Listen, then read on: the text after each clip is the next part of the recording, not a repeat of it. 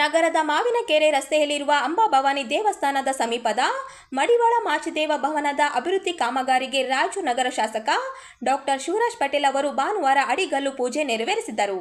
ಶಾಸಕ ಸ್ಥಳೀಯ ಪ್ರದೇಶ ಅಭಿವೃದ್ಧಿ ಅನುದಾನದಡಿ 25 ಲಕ್ಷ ವೆಚ್ಚದಲ್ಲಿ ಭವನದ ಅಭಿವೃದ್ಧಿ ಕಾಮಗಾರಿ ಕೈಗೆತ್ತಿಕೊಳ್ಳಲಾಗುತ್ತಿದ್ದು, ಪೂಜೆ ನೆರವೇರಿಸಿದ ಬಳಿಕ ಮಾತನಾಡಿದ ಶಾಸಕ ಡಾಕ್ಟರ್ ಶಿವರಾಜ್ ಪಟೇಲ್, ಈ ಭವನದ ನಿರ್ಮಾಣ ಕಾರ್ಯ ಕಳೆದ ಸುಮಾರು 30 ವರ್ಷಗಳಿಂದ ಪೂರ್ಣಗೊಳ್ಳದೆ ನಿರ್ಮಾಣ ಹಂತದಲ್ಲಿ ಉಳಿದಿದೆ. ಇದೀಗ ಮಂಜೂರಾದ ಅನುದಾನವನ್ನು ಸಮರ್ಪಕವಾಗಿ ಬಳಸಿಕೊಂಡು ಕಾಮಗಾರಿ ಪೂರ್ಣಗೊಳ್ಳುವತ್ತ ಮೊದಲ ಹೆಜ್ಜೆ ಇಡಲಾಗಿದೆ. ಅಗತ್ಯವಿದ್ದರೆ ಮುಂದಿನ ಹಂತದ ಅನುದಾನಕ್ಕಾಗಿ ಸರ್ಕಾರಕ್ಕೆ ಮತ್ತಷ್ಟು ಪ್ರಸ್ತಾವನೆ ಸಲ್ಲಿಸಲಾಗುವುದು.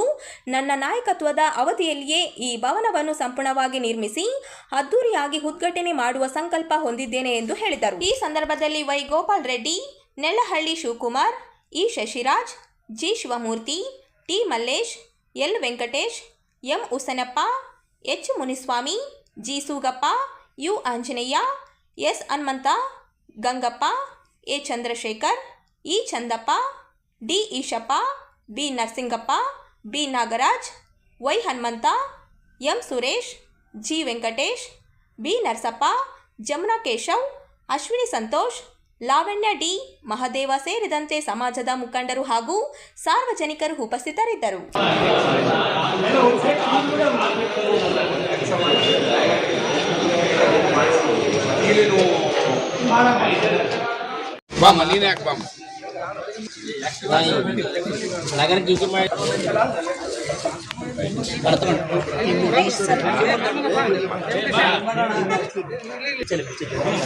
చెప్పులు కొట్టి పైన అవును ಎಲ್ಲರೂ